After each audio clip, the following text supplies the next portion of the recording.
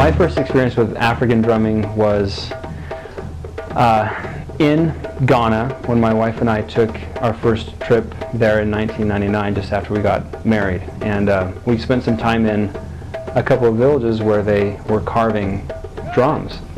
We began to help some of the people in those villages sell their drums so they could make a living.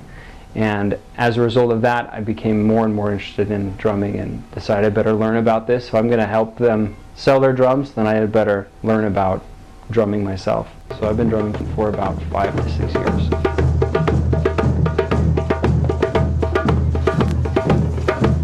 So this is a djembe drum. Djembe, D-J-E-M-B-E. It's French spelling for the name of this instrument, and it's a hand-carved drum, solid piece of wood, and this instrument comes from West Africa, from the Malinke Empire, Mali, Guinea, Senegal area. The process for building this drum starts obviously with a solid piece of wood. They go and harvest the tree, the right length, and the first step is to turn the log upside down and start to dig with a tool that the blacksmith has made, and they'll dig the middle of the hole out all the way through from both sides. Once they get that started, then they'll take a machete to carve the rough shape of the outside of the drum.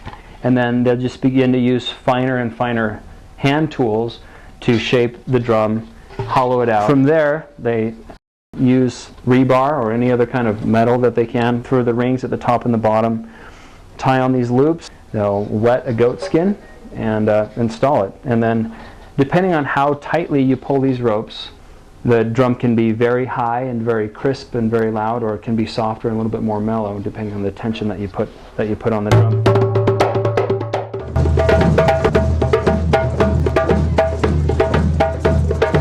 You go fast. Yeah.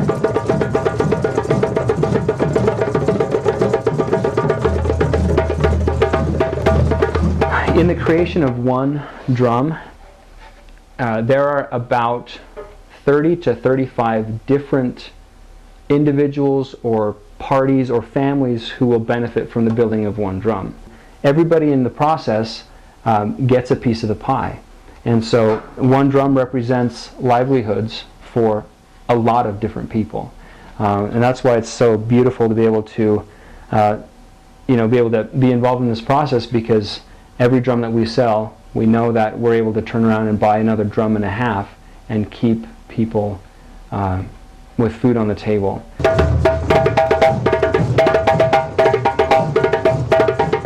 You know, this isn't about drums, it's about people.